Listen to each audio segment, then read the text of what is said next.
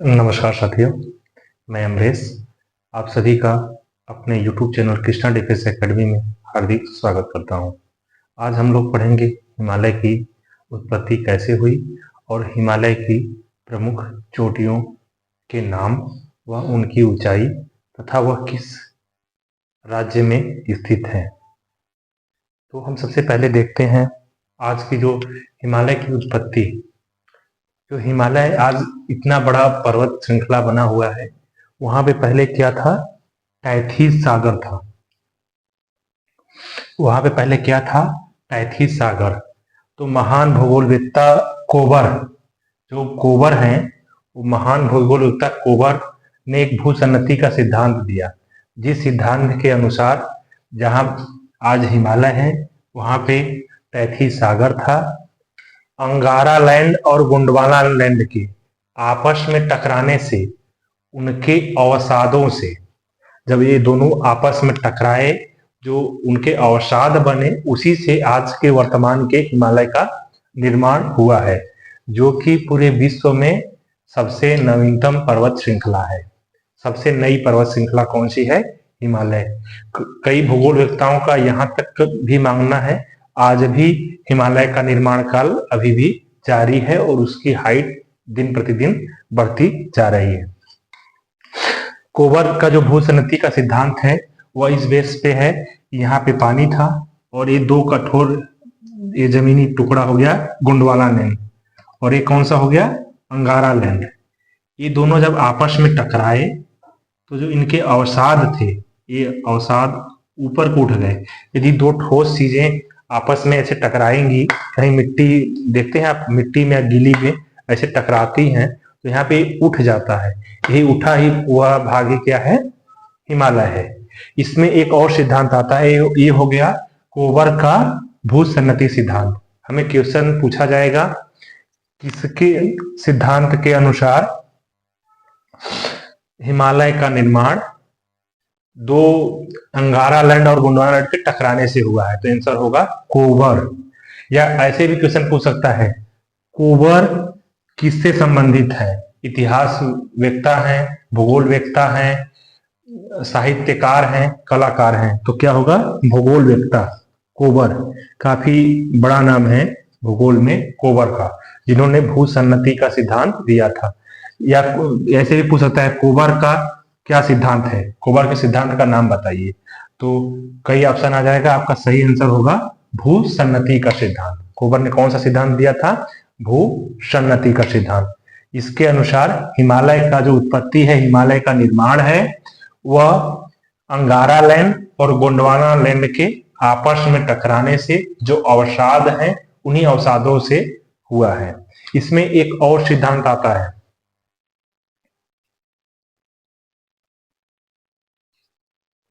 एक भूगोल वेत्ता है हैरी। कौन है? हैरी। हैरी का प्लेट परिवर्तनकी सिद्धांत द्वारा, इनके सिद्धांत के अनुसार, अब देखना, जो हैरी का है प्लेट परिवर्तनकी सिद्धांत, इस सिद्धांत के अनुसार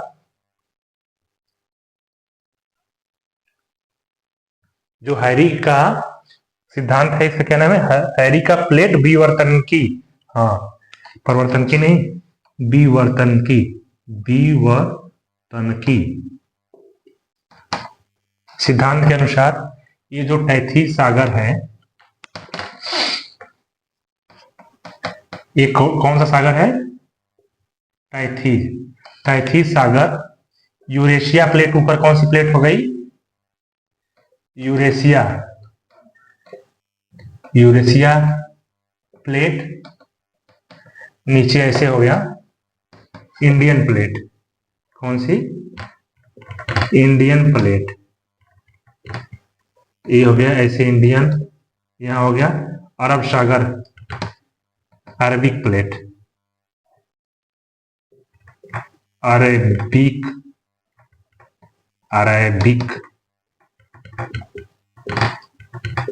प्लेट। यहां हो गया ऑस्ट्रेलिया, ऑस्ट्रेलिया, ये हो गया साउथ अफ्रीका प्लेट। इधर हो गया यूरेशिया प्लेट। इधर एक छोटा सा है ग्रीनलैंड प्लेट। कौन सी? Greenland plate. और ये हो गई नॉर्थ अमेरिका प्लेट। समझ जाना, नॉर्थ अमेरिका प्लेट। इन प्लेटों के आपस में टकराने से, इन प्लेटों के टकराने से हिमालय का निर्माण हुआ। इसमें दो, हैरी का प्लेट विवर्तन की सिद्धांत, ध्यान देना, सिद्धांत, और कोबर का भूसन्नति का सिद्धांत। ये दोनों सिद्धांत के हिसाब से पहले यहाँ टेथी सागर था, उसमें अंगारा लैंड और गोंडवाना लैंड टकराती है, तब हिमालय का निर्माण बताया गया है कोबर के भूसन्नति सिद्धांत में। हैरी का प्लेट विवर्तनकी का सिद्धांत बताता है प्लेटें जब यहाँ पे टकराई तब हिमालय का निर्माण हुआ।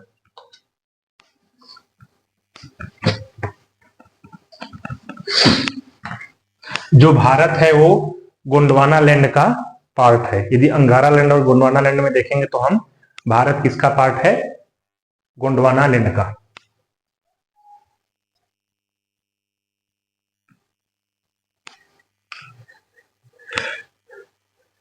और जो प्लेट का सिद्धांत है उसमें हिमालय का निर्माण अवसादी चट्टानों से हुआ है। किससे हुआ है? अवसादी चट्टानों से। कौन सी चट्टानों से? अवसादी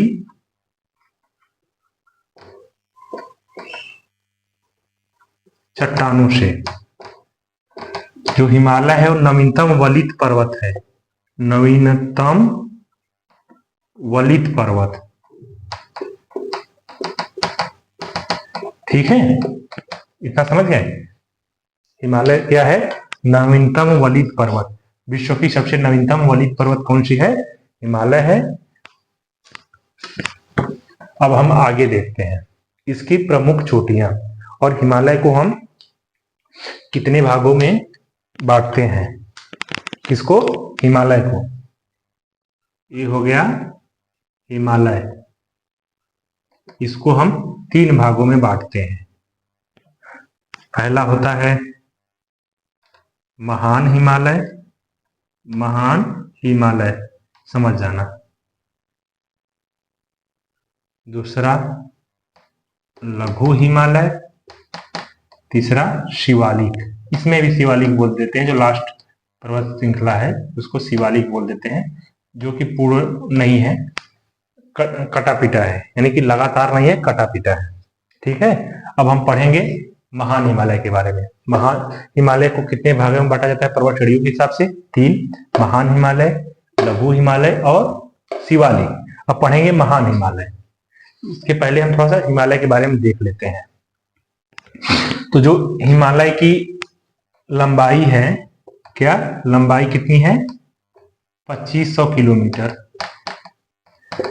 चौड़ाई 150 टू 500 किलोमीटर, औसत ऊंचाई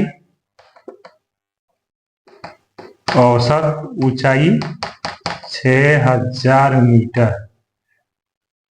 ठीक, आया समझ में? हिमालय को देखेंगे तो लंबाई कितनी है? लगभग 2500 किलोमीटर, चौड़ाई लगभग 150 से 500 किलोमीटर, औसत ऊंचाई 6000 मीटर।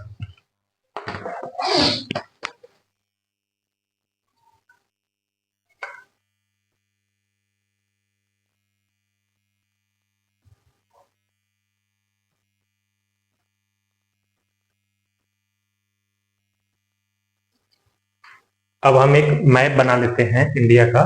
मैप के अनुसार देखते हैं, जैसे ये हम मैप बना लेते हैं।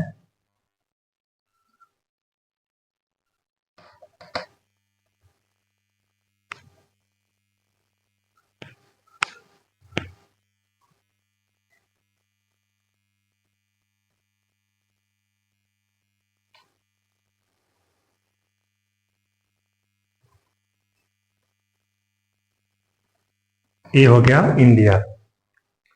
तो हिमालय की 3 पर्वत श्रेणियां, कितनी? 3। ये हो गई है हिमालय की पहली पर्वत श्रेणी, ये हो गई दूसरी, ये हो गई तीसरी। तो ये कौन सा हिमालय हो गया? पहला महान हिमालय। कौन सा हिमालय? महान हिमालय। तो महान हिमालय की सबसे पश्चिमी पर्वत श्रृंखला को क्या बोलते हैं? नंगा पर्वत। यहीं पे है, ये पीओके में है। कहां पे है अभी? पीओके में। इधर लिखता हूं पीओके, पाकिस्तान लिखता हूं पीओके। क्या नाम है? नंगा पर्वत। पूछेगा क्वेश्चन, हिमालय की सबसे पश्चिमी पर्वत माला कौन सी है, या पर्वत या चोटी कौन सी है? तो नंगा पर्वत। पूर्वी पूछेगा तो भारत में सबसे पूर्वी कौन सी हो गई? नामचा बारुआ शिखर। इधर लिख देता हूं, नामचा बरुआ शिखर। और ऐसे देखेंगे तो याराकान की पर्वतमाला जो म्यांमार में है, वहां तक हिमालय है। जो हम पूर्वोत्तर के पहाड़ियां पढ़ेंगे उसमें जाके यहां से हिमालय ऐसे मुड़ गया है। क्या है? ऐसे मुड़ गया है। कुछ भूगोलवेत्ताओं का मानना है जो हमारा ग्रेट निकोबार या अंडमान निकोबार है, वो भी इसी का विस्तार है, हिमालय का ही। यहाँ से हिमालय उठा हुआ है, फिर यहाँ से कुछ पानी में डूबते हुए फिर जाके ऊपर उठ गया है। लेकिन तो यह अभी पूर्णतया नहीं, इस पे सबकी सहमति नहीं बनी है। हाँ, यहाँ तक सबकी सहमति है कि आगे जाके हिमालय मुड़ गया है। ठीक है। ये महान हिमालय की सबसे पश्चिमी पर्वतमाला कौन सी है? नंगा पर्वत, जो कि कहाँ है? नंगा पर्वत जो कि है पीओके में। सबसे पूर्वी है भारत में नामचा बरुआ शिखर, जो कि अरुणाचल प्रदेश में है। अब हम इसकी प्रमुख चोटियां देखेंगे। तो इसकी प्रमुख चोटियां जो हैं उनको हम देखेंगे तो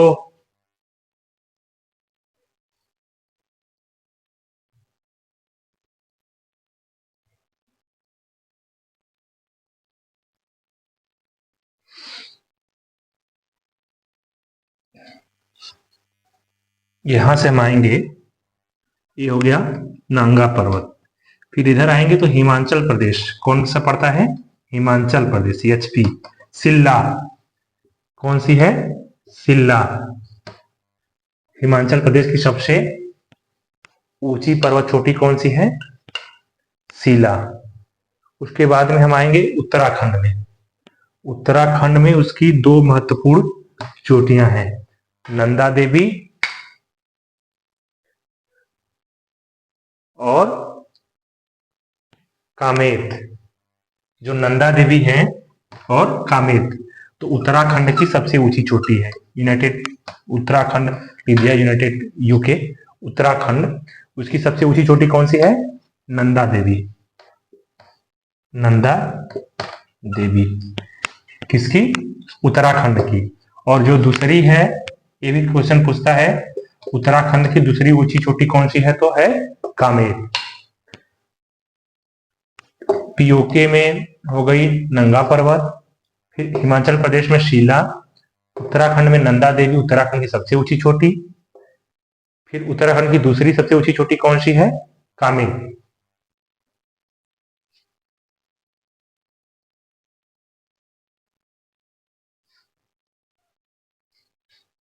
उसके बाद में नेपाल में आते हैं। कहाँ पे आते हैं? नेपाल में।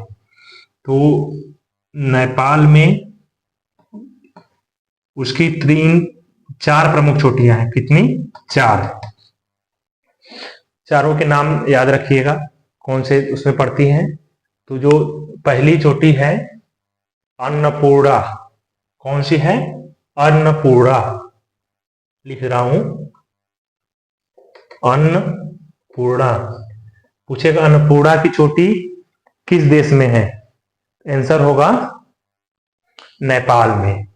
अन्नपूर्णा, मकालू और Dhaulagiri. Annapurna, Dhaulagiri, Dhaulagiri, Makalu, the great mountain Everest. Mountain Everest ये हो गया। इसके बाद हम आ जाते हैं जब अपने सिक्किम में, तो यहां पे है कंचनजंगा। फिर आंध्र प्रदेश में, सॉरी आंध्र प्रदेश नहीं, अरुणाचल प्रदेश में नामचा बारवा शिखर। अब इधर देखो ध्यान से, जो हिमालय है, हिमालय की सबसे पश्चिमी चोटी पूछेगा तो नंगा पर्वत भारत में है, जिसको बोलते हैं पीओके में। अभी प्रेजेंट टाइम में कहां पे है? पीओके में। उसके बाद जाओगे, पूछेगा भारत में हिमालय की हिमाचल प्रदेश में सबसे ऊंची चोटी कौन सी है? सिल्ला। कौन सी है? सिल्ला। हिमालय की हिमाचल प्रदेश में सबसे ऊंची चोटी पूछ रहा है तो सिल्ला। फिर पूछेगा हिमालय की उत्तराखंड में सबसे ऊंची चोटी कौन सी है? नंदा देवी। उत्तराखंड में दूसरी नंबर कौन सी चोटी है हिमालय की? तो कामेत। ये दोनों पूछता है तभी मैं लिखा रहा हूं, नंदा देवी, कामेत। फिर पूछेगा अन्नपूर्णा की पहाड़ियां किस देश में है? तो नेपाल। धौलागिरा नेपाल, मकालू नेपाल, माउंट एवरेस्ट भी नेपाल। तो माउंट एवरेस्ट जानते हो दुनिया की सबसे ऊंची चोटी है। कितनी है? दुनिया की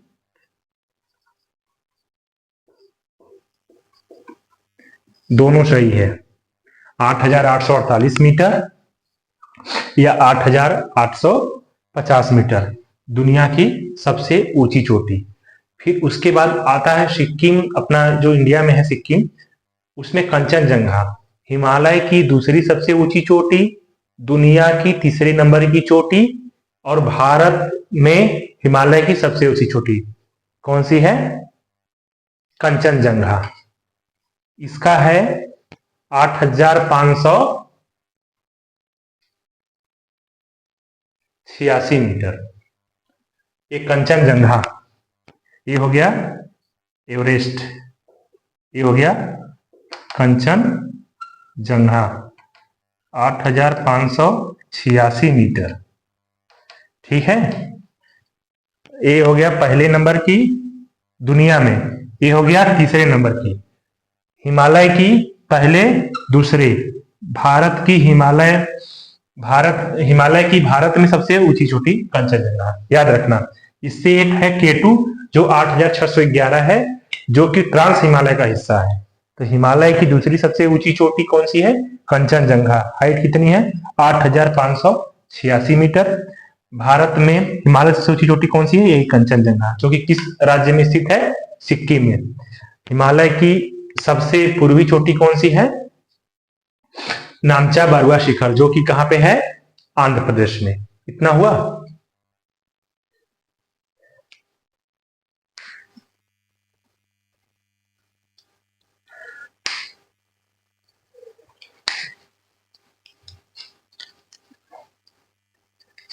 रिवीजन बढ़िया से देख लेना इसको। हिमालय की सबसे पश्चिमी चोटी नंगा पर्वत, हिमाचल प्रदेश की सबसे ऊंची चोटी सिल्ला, उत्तराखंड की सबसे ऊंची चोटी हिमालय की नंदा देवी, दूसरी सबसे ऊंची चोटी उत्तराखंड की कामेत। नेपाल में कौन कौन सी चोटी है? Annapurna, Dhaulagiri, Makalu, mount Everest. सबसे ऊंची दुनिया की चोटी कौन सी है? माउंट एवरेस्ट, 8,848 या 8,850। उसके बाद में सिक्किम में हिमालय की जो सबसे ऊंची चोटी दूसरी नंबर की है वो है कंचनजंगा, जो कि भारत में हिमालय की सबसे ऊंची चोटी है और दुनिया की तीसरी नंबर की चोटी है। इसकी कितनी है? 8,586 मीटर। फिर सबसे पूर्वी चोटी कौन सी है? नामचा बारवा शिखर, हिमालय का जो पूर्वी विस्तार है, जो म्यांमार से बॉर्डर बनाता है या म्यांमार तक गया हुआ है, उसको बोलते हैं याराकान ओमा की पर्वतमाला। कौन सा बोलते हैं? याराकान पर्वत श्रेणियां। इतना हो गया, बस खत्म है। अब हिमालय में ज्यादा कुछ नहीं बचा। अभी कुछ और देखते हैं।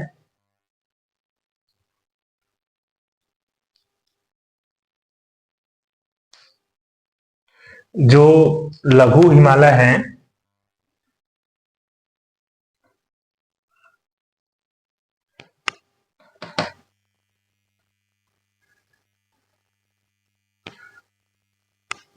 मान लो जो लघु हिमालय है, ये जो लघु हिमालय है, ये हो गया महान हिमालय। ये जो लघु हिमालय है, इसका स्टेट वाइज अलग अलग नाम है। जैसे कि जो पहाड़ियां हैं इसकी जम्मू कश्मीर में, उसको बोलते हैं पीर पंजाल की पहाड़ियां। पीर पंजाल की पहाड़ियां कहाँ स्थित हैं? जम्मू कश्मीर में। फिर हम जब हिमाचल प्रदेश में चले जाते हैं तो बोलते हैं उसको धौलागिरी की पहाड़ियां। किसकी पहाड़ियां? धौलागिरी की पहाड़ियां। उत्तराखंड में जाते हैं तो उसको बोलते हैं नाग टिब्बा पर्वत। और क्या बोलते हैं? नाग टिब्बा पर्वत। और नेपाल में बोलते हैं महाभारत पर्वत। क्या बोलते हैं? महाभारत पर्वत। लघु हिमालय में जो घास के मैदान है उसको क्या बोला जाता है? मर्ग। लघु हिमालय में जो घास के मैदान है जम्मू कश्मीर में, उसको क्या बोलते हैं? मर्ग। ठंडी के समय उस पर सफेद चादर बिछ जाती है, बर्फ पड़ जाता है, लेकिन जब से बर्फ हटता है एक घासों की परत जमती है, उसको क्या बोलते हैं? मर्ग। उदाहरण में गुलमर्ग, सोनामर्ग, ये सब क्या है? लघु हिमालय की पहाड़ियां हैं। जो घास जमती है ना, उसको मर्ग बोलते हैं। कहाँ पे? जम्मू कश्मीर में। और वही हम उत्तराखंड में चले जाएंगे तो उसको बोलते हैं प्याल। पुआल बोलते हैं ना, जैसे वही शब्द इस्तेमाल करते हैं, पुआल।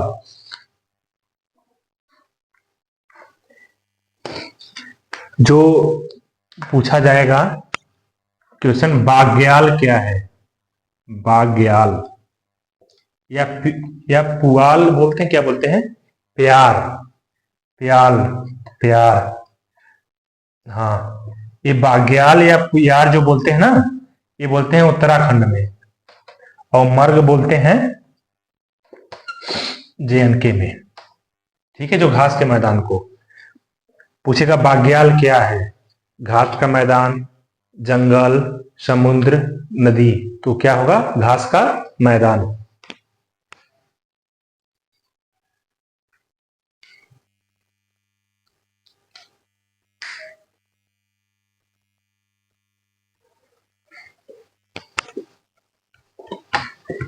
ये हम कुछ महान हिमालय के जो पर्वत श्रेणियां हैं इनके बारे में हमने देख लिया। अब जैसे पूछेगा हिमालय की सबसे ऊंची चोटी भारत में कौन सी है, तो कंचनजंगा। हिमालय की उत्तराखंड में सबसे ऊंची चोटी कौन सी है, तो नंदा देवी। हिमालय की हिमाचल प्रदेश में सबसे ऊंची चोटी कौन सी है, तो सिल्ला। हिमालय की जम्मू कश्मीर में सबसे ऊंची चोटी, या भारत जो है उस साइड जम्मू कश्मीर में सबसे ऊंची चोटी कौन सी है? नंगा पर्वत। ठीक है, इतना याद हो गया। अब इसमें कुछ और चीज देखेंगे हम। हिमालय को अभी हमने किस हिसाब से देखा है? पर्वतों के हिसाब से हमने इसको बांट के 3 स्टेप में। हम अगले क्लास में इसको नदियों के हिसाब से बांटेंगे। किसके हिसाब से? नदियों के हिसाब से भी बांट के पढ़ेंगे। आज के लिए यही इंपॉर्टेंट क्वेश्चन है। क्वेश्चन पूछेगा आपसे, होमवर्क के लिए मैं पूछ रहा हूं, नेपाल की दूसरी सबसे ऊंची चोटी कौन सी है? नेपाल की, ध्यान से सुनिएगा, क्वेश्चन है नेपाल की दूसरी सबसे ऊंची चोटी कौन सी है, उसका क्या नाम है और उसकी ऊंचाई कितनी है? कमेंट बॉक्स में ही आप लोग बता सकते हैं। अगले वीडियो में मैं बताऊंगा आप लोगों को। और हाँ, यदि जो लोग मेरे चैनल को सब्सक्राइब नहीं किए हैं, प्लीज चैनल को सब्सक्राइब किए और वीडियो को बिना स्किप किए हुए देखिए। आप शुरू से देखिए, भगा भाग नहीं देखिए। हर एक शब्द मैं केवल सिलेबस से बाहर कुछ नहीं बोलता हूँ, एक शब्द भी मैं सिलेबस से बाहर नहीं बोलता हूँ। इसलिए आप लोग सिलेबस पे ही मेरा पूरा फोकस है। आप यूपीएसआई का एग्जाम देने जाएंगे, यूपी पुलिस का एग्जाम देने जाएंगे, एसएससी जीडी एमटीएस या एसएससी सीजीएल का ही क्यों ना हो, इससे ऊपर कहीं नहीं पूछेगा जियोग्राफी में। जैसे हिमालय को जो हम बता रहे हैं, अभी एक और क्लास इसका लेंगे नदियों के हिसाब से, उसके बाहर से आपसे एक क्वेश्चन नहीं पूछेगा। जिस दिन जियोग्राफी आप लोगों का कंप्लीट हो जाएगा, उसके बाद में आपका 100 नंबर में 4 नंबर 5 नंबर फिक्स हो जाएगा, यदि आप लोग थोड़ा सा भी मेहनत करेंगे तो। ठीक है, मेहनत आपको करनी है। वीडियो देखिए, हर एक शब्द को देखिए, सुनिए, लिखा हुआ देखिए, नोट्स बनाइए और लग जाइए तैयारी के लिए, क्योंकि 2025 और 26 आपके भविष्य के लिए एक सुनहरा अवसर देगा। विशेषकर 2025 में भी एसएससी जीडी के पेपर होना है फरवरी मंथ में। उसके बाद में रेलवे की अपकमिंग वैकेंसी है ग्रुप डी की 32,000 के समथिंग। यूपीएसआई 9,000 पोस्ट पे वैकेंसी आने वाली है, जो कि 2025 के लास्ट तक 100% आ जाएगी।